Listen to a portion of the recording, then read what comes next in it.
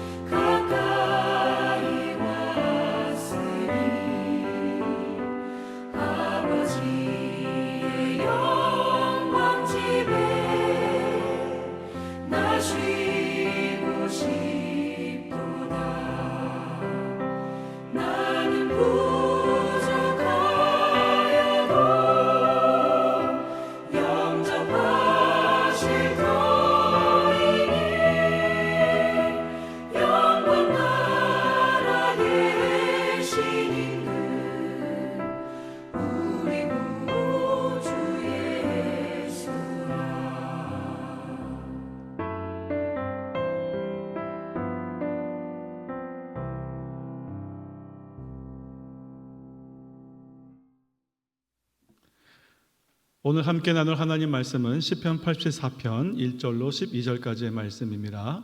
우리 화면 참고하셔서 함께 읽도록 하겠습니다. 만군의 여호와여, 주의 장막이 어찌 그리 사랑스러운지요. 내 영혼이 여호와의 궁정을 사모하여 쇠약하며 내 마음과 육체가 살아계시는 하나님께 부르짖나이다. 나의 왕 나의 하나님 만군의 여호와여, 주의 제단에서 참새도 제 집을 얻고 제비도 새끼둘 보금자리를 얻었나이다.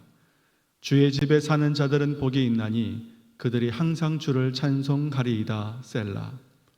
주께 힘을 얻고 그 마음에 시온의 대로가 있는 자는 복이 있나이다. 그들이 눈물 골짜기로 지나갈 때에 그곳에 많은 샘이 있을 것이며 이른 비가 복을 채워 주나이다.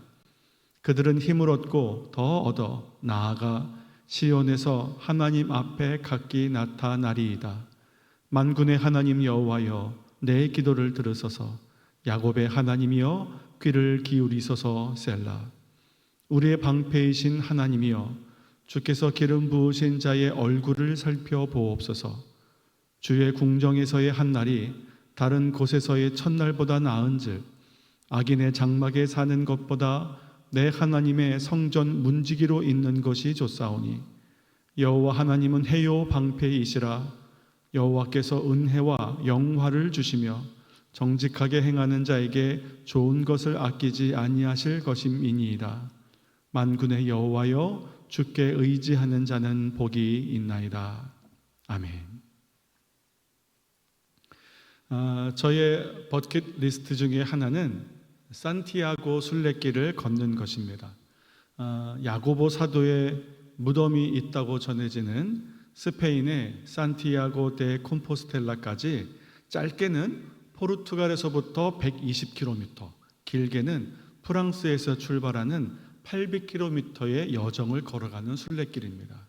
한 달 이상은 좋게 걸어야 하는 그 긴 여정입니다. 물론 산티아고 데 콤포스텔라를 보는 것이 목적이라면 훨씬 더 쉽고 편하고 심지어 비용도 저렴한 방법이 있습니다. 비행기 타고 가서 적당한 숙소를 잡고 하루 이틀 찬찬히 보고 오면 됩니다. 그럼에도 우리가 굳이 긴 시간을 들여서 그곳까지 걸어가는 순례길을 선택하는 데는 그만한 이유가 있습니다.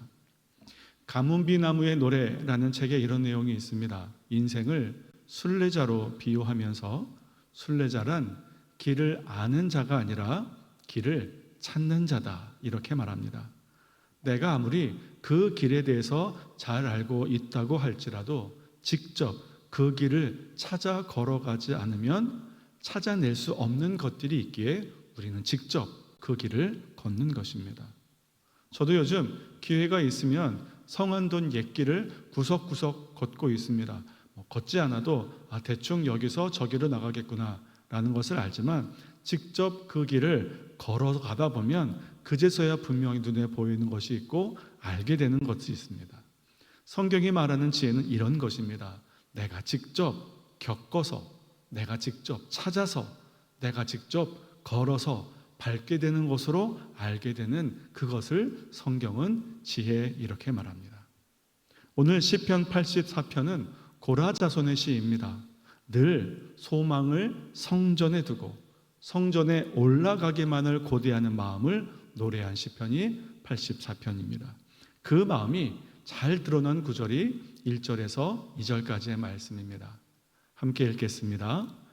만군의 여호와여, 주의 장막이 어찌 그리 사랑스러운지요. 내 영혼이 여호와의 궁정을 사모하여 쇠약하며 내 마음과 육체가 살아계시는 하나님께 부르짖나이다. 이 순례의 노래, 이 순례의 시편이 시작된 이유는 주의 장막이 너무 사랑스러웠기 때문에 그렇습니다. 그곳을 향하여 한 걸음을 옮기지 않고는 못 견딜 정도로 여호와의 궁정을 사모하게 되었기에 이 순례의 노래를 부르게 된 것입니다. 우리가 성화라는 일생의 순례길을 시작하려면 영원한 천국 본향이 못 견디게 그리워야 합니다. 내 아버지께서 기다리고 계시는 그것이 꿈에 사무치도록 그리워야 합니다. 우리가 잘 아는 정지용 시인의 향수라는 시에 이런 구절이 있지요.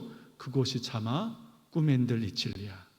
이 마음이 본향을 향하는 우리의 마음이 될 때 우리는 그 본향까지 향해 가는 긴 순례의 여정을 비로소 출발할 수 있게 되는 것입니다. 그 일생의 여정도 참 쉽지 않은 일이고 성전으로 향하는 길도 힘든 길입니다. 천국을 향해 가는 우리의 평생의 믿음의 경주는 고사하고 매주일 교회를 찾아오는 걸음도 쉽지 않은 걸음입니다. 남들 쉴 때, 남들 놀 때, 남들 다른 생산성이 있는 일을 할 때 나는 그 쉼도 포기하고 그 즐거움도 포기하고 그 유익도 포기해야 걸음을 비로소 교회로 옮길 수 있기 때문에 그렇습니다. 한두 번이면야 어떻게든 하겠지만 우리 평생의 이 일을 반복해야 합니다. 이것은 오직 한 가지로만 가능합니다. 주의 장막을 사모하고 그 궁정을 사랑하기를 상사병에 걸린 것과도 같을 때, 그래야만 우리는 주의 전을 찾는 그 일을 주저하지 않게 되고 우리의 평생의 성화, 라는 믿음의 순례길을 도전할 수 있게 되는 것입니다. 사랑하는 성도 여러분, 사람들이 얼마나 순례길을 사모하면 그 긴 시간과 긴 물질을 들여서 순례길을 걷겠나 싶지만 우리는 순례길 안 걸어도 됩니다. 여러분이 각자 그 삶의 자리에서 교회로 오시는 그 매번 그 길이 순례길입니다. 시온의 대로를 따라 주의 전을 사모하는 마음으로 찾는 것이기 때문에 우리가 평생 주의 전을 찾을 때마다 그 길이 순례의 길이 되는 것입니다. 이렇게 우리가 매번 주의 전을 순례하는 마음으로 찾아올 때 그 사모하는 마음을 기쁘게 여기신 하나님께서 오늘 시편을 통해서 우리에게 약속하신 순례의 길에 세 가지의 약속하신 복이 있습니다. 첫 번째는 3절과 4절 말씀에 기록되어 있는데 함께 읽도록 하겠습니다. 나의 왕 나의 하나님 만군의 여호와여, 주의 제단에서 참새도 제 집을 얻고 제비도 새끼들 보금자리를 얻었나이다. 주의 집에 사는 자들은 복이 있나니 그들이 항상 주를 찬송하리이다. 셀라. 사랑하는 성도 여러분, 참새에게도 제 집이 있고 제비도 보금자리가 있는 것처럼 우리에게는 주의 집이 있습니다. 여기가 진짜 우리 집입니다. 우리가 진정으로 쉼과 안식을 누릴 수 있는 것은 성전입니다. 주의 집에 거하는 자가 복이 있도다. 이것이 우리에게 약속하신 첫 번째 복입니다. 이 첫 번째 복을 누리려면 성전을 정말 사모해야 합니다. 안 올 수는 없어서 오긴 오는데 교회만 오면 심력도 소비하고 오히려 힘든 일을 한 것 같아서 한시라도 빨리 집에 가고 싶다, 이런 생각이 드신다면 한 번쯤은 점검해 봐야 됩니다. 나는 정말 성전을 사모하는가? 그렇게 성전을 사모하는 마음으로 오는 모든 성도들에게 하나님께서는 진정한 영혼의 안식을 허락하여 주십니다.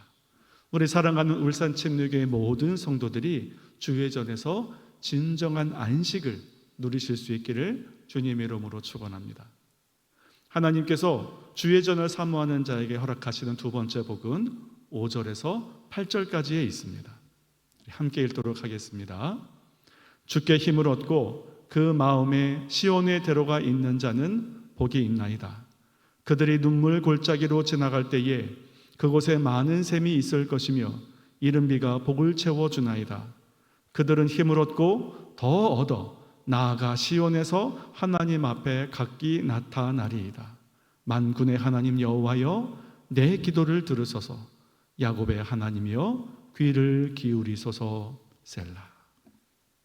어떤 분 이렇게 질문할 수도 있을 겁니다. 목사님, 시편 84편에는 순례라는 단어가 한 번도 나오지 않는데 왜 성전에 오는 과정을 순례에 비유하시나요? 이렇게 물으신다면 그 답이 5절에 있습니다. 시온의 대로. 5절에서 시온의 대로라고 번역된 이 히브리어를 살펴보면 사실은 그냥 큰 길을 의미하는 단 하나의 단어입니다. 그냥 길입니다, 길. 그런데 번역하는 과정에서 본 시편의 주제를 반영해서 시온으로 향하는 길, 이렇게 번역한 것인데 이 길에 대해서 다양한 영어 버전의 성경들이 번역을 다르게 표현하고 있는데 그 중에서 NIV 성경 버전은 이 대로, 이 길을 뭐라고 표현하고 있냐면 pilgrimage, 즉 순례라고 표현하고 있습니다. 주께 힘을 얻어 그 마음이 시온을 향하는 순례를 갈망하는 사람, 그 사람이 복이 있다고 5절은 말하는 것입니다. 그렇기에 성전을 향하는 길은 순례의 길인 겁니다. 그런데 그 길이 힘든 길입니다. 시온의 대로라고 하니까 넓고 잘 닦여져 있어서 위험도 없고 어려움도 없는 대로라고 생각하기 쉽습니다만 6절은 우리에게 이렇게 말해주고 있습니다. 저희는 눈물 골짜기로 통행한다, 이렇게 말합니다. 예수님께서도 마태복음 7장 14절에 뭐라고 말씀하셨습니까? 생명으로 인도하는 문은 좁고 그 길이 아주 협착해서 찾는 이가 적다. 이렇게 말합니다. 눈물을 흘리지 않으면 통행할 수 없는 길이 순례길입니다. 살다 보면 그럴 때 있지요. 내가 이 지경이 되었는데 교회를 어떻게 나아갈까? 이런 싶은 경험이 있습니다. 그것이 건강의 악화이든지 관계의 실패이든지 사업이 쫄딱 망했든지 가정의 불화이든지 내가 지금 이 지경인데 어떻게 나보러 교회 나오라고 할 수 있냐고 할 만한 일들을 다 겪지 않으셨습니까? 그런데 그때마다 여러분 어떻게 교회 나오셨습니까? 하나님께서 힘 주셔서 나올 수 있었습니다. 내 힘으로 내 강철 같은 의지로 나온 거 아닙니다. 내가 죽더라도 교회 가서 죽을란다. 내가 사람하고 관계가 실패했지 하나님하고 관계가 실패했냐? 내가 아무리 사업이 망했기로 좋은 곳으로 먹이시겠다고 약속하신 아버지 집은 찾아야 되지 않겠나? 이 생각 내가 한 거 아닙니다. 하나님께서 주신 마음이고 하나님께서 이렇게 세워주신 힘입니다. 그 힘과 마음을 주실 때 내 마음에 어디를 향해서도 뻗어진 길이 없던 막막했던 내 마음에 비로소 시온으로 향하여 대로가 뻥 뚫리게 되는 겁니다. 시온까지 곧게 뻗은 길, 그것이 바로 시온의 대로입니다.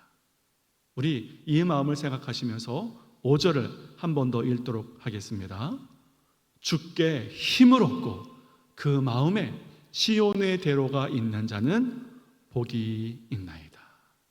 그렇기 때문에 사랑하는 성도 여러분, 시온의 대로는 보여지는 길이 아니라 우리 마음이 있습니다. 우리 마음에 주님께서 힘을 주실 때 우리 마음에 시온으로 향하는 길이 열리게 되는 겁니다. 눈물을 흘리며 걸을지언정 우리의 영원한 생명의 장소인 시온까지 걷는 자가 복이 있는 자입니다. 그 걸음이 중도에 포기 되는 걸음이 되지 않도록 하나님께서 우리에게 힘 주시는 줄로 믿습니다. 건강하고 부유하고 아무 걱정이 없는 것이 복이 아니라 넘어지고 자빠지고 무릎이 까지고 눈물이 범벅되어도 오늘 하루의 순례길을 포기하지 않는 저와 여러분이 복된 줄로 믿습니다. 스펄전 목사님은 오늘 본문을 가지고 설교하시면서 6절 말씀을 이렇게 설명하셨는데 우리 6절을 한 번 더 읽도록 하겠습니다. 그들이 눈물 골짜기로 지나갈 때에 그곳에 많은 샘이 있을 것이며 이른 비가 복을 채워 주나이다. 이 구절에 대해서 스펄전 목사님은 이렇게 말씀하셨습니다. 여행자들이 그 순례자들이 험한 눈물 골짜기를 다닐 때 먼저 간 사람들이 파놓은 샘물이 뒤에 오는 일행들에 의해 사용되는 것 같이 한 사람에 의하여 얻어진 위로가 다른 사람에게도 유용하게 사용된다. 그리고 이 말씀을 첨언하셨습니다. 사람이 샘을 파놓을지라도 그 빈 샘에 이른비로 채우시는 분은 하나님이시다. 눈물을 흘리며 걷는 자에게 가장 큰 힘이 되는 것은 위로입니다. 그리고 그 위로는 우리가 기도로 누릴 수 있는 힘입니다. 그것이 바로 8절 말씀입니다. 만군의 하나님 여호와여 내 기도를 들으소서. 야곱의 하나님이여 귀를 기울이소서. 우리가 넘어지고 자빠져서 쓰러진 채 눈물만 흘리면 그 자리는 그저 내 눈물만 흥건한 좌절의 자리입니다. 그러나 우리가 그 자리에서 기도하면 그 눈물이 고인 자리에서 샘물이 터져 나와서 나뿐만 아니라 같은 눈물로 애통하는 사람들을 위로하는 힘을 얻는 자리가 됩니다. 성경 다음으로 많이 번역되고 읽힌 기독교 서적은 침례교 설교자인 존 버년이 지은 철로 역정입니다. 근데 이 책 존 버년이 영국 국교회가 인정하지 않은 예배를 집전했다는 죄목으로 감옥에 갇히고 그 설교가 죄목이 되어서 그 옥중에 있을 때에 그때 그가 지은 책입니다. 그는 감옥에 갇혔습니다. 채 5걸음도 걸을 수 없는 좁은 공간에 있음에도 불구하고 그 마음에는 하늘을 향하여 가는 그 역정을 걸을 수 있었던 것입니다. 이것이 어떻게 가능했는가? 시온으로 향하는 그 순례길이 마음에 있기 때문에 그렇습니다. 우리 같이 가슴에 손을 한번 모아 보겠습니다. 그리고 이렇게 말해 보겠습니다. 하늘 가는 밝은 길이 내 마음에 있습니다. 우리 각자 화면을 통해서 한번 이렇게 고백하겠습니다. 하늘 가는 밝은 길이 내 마음에 있습니다. 그리고 이렇게 기도하겠습니다.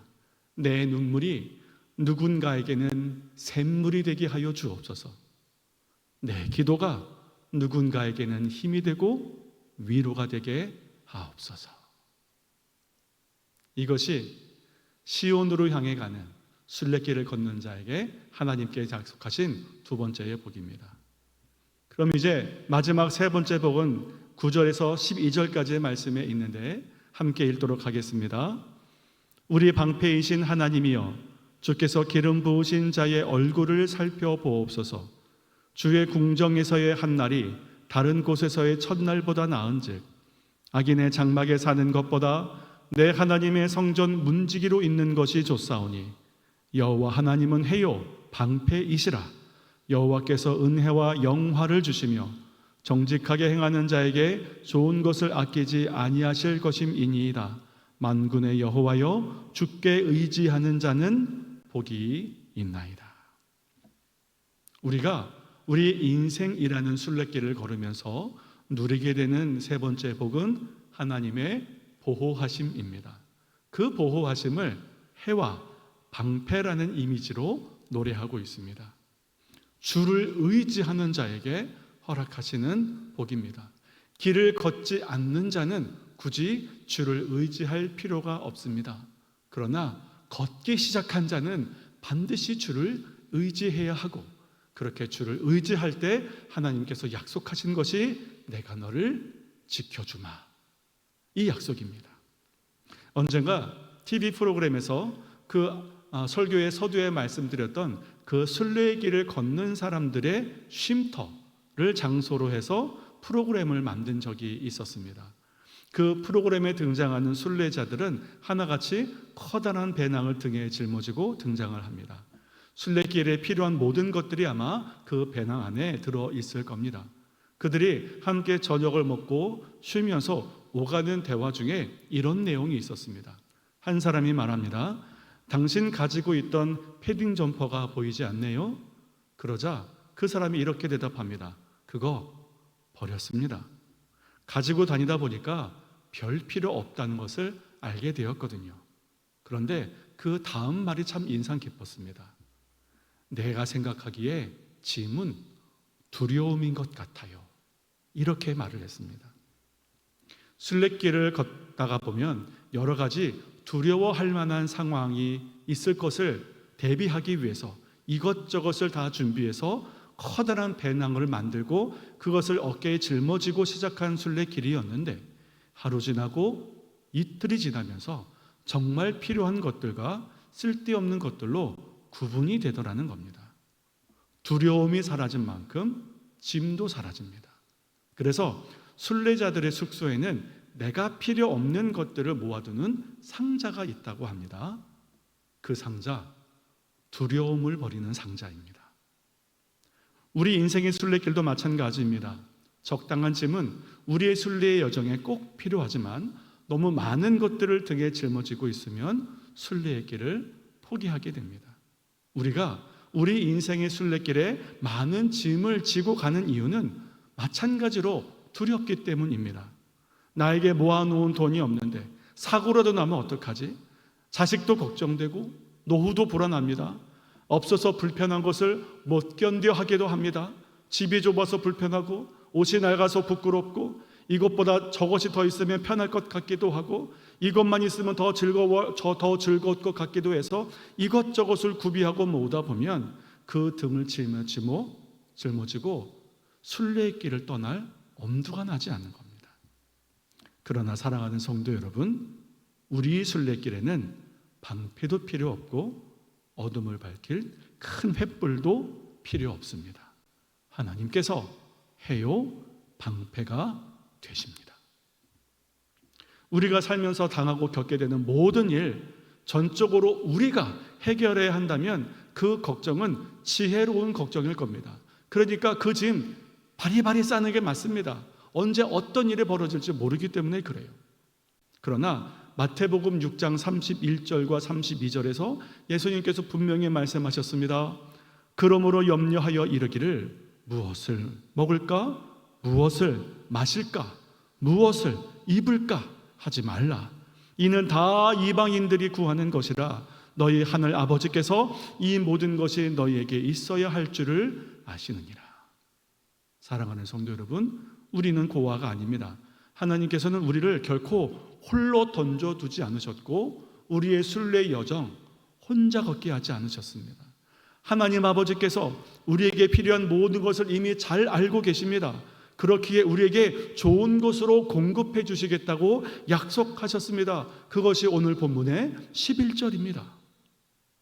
여호와 하나님은 해요 방패이시라. 여호와께서 은혜와 영화를 주시며 정직하게 행하는 자에게 좋은 것을 아끼지 아니하실 것이니이다. 좋은 것을 아끼지 않을 것이라고 하나님께서 우리에게 약속해 주신 겁니다. 그러면 우리의 순례길에서 좋은 것은 과연 무엇일까요?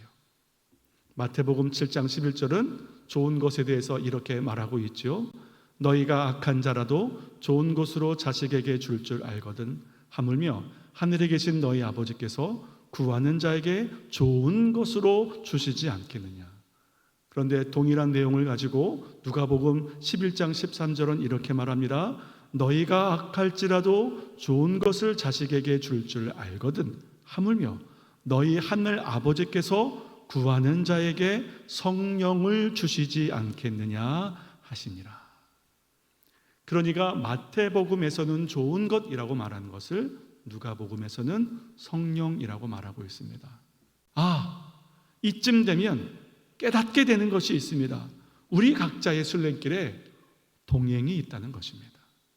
혼자 걷는 순례길이라고 생각했는데 종착지인 영원한 본향 천국에 계신 아버지께서 그저 기다리고 계시는 것이 아니라 우리에게 유능하고 친절한 동행자를 보내셨다는 것을 알게 됩니다. 그분은 우리 순례의 길에 동행하시면서 때로 위로도 되어주시고 때론 지혜도 되시는 분입니다. 하나님께서 가장 좋은 것을 순례길을 걷는 저와 여러분에게 허락하셨습니다. 사랑하는 성도 여러분, 순례의 길은 우리 마음에 있기 때문에 그 마음의 순례길을 방해할 만한 위험 요소도 사실은 우리 마음에 있는 것입니다. 철로 역정에 등장하는 등장인물들만 나열해봐도 알 수 있습니다. 그 철로 역정을 방해하는 등장인물들의 이름이 이렇습니다. 우매, 나태, 방자, 허울, 위선, 소심, 불신, 허풍, 절망, 무지, 다 우리 마음에 시온을 향해 뻗어져 있는 그 대로를 가로막는 것들입니다. 성령께서 이런 위협으로부터 우리를 지켜주시는 방패가 되시고 우리에게 필요한 위로와 지혜를 공급하시는 해가 되어 주십니다.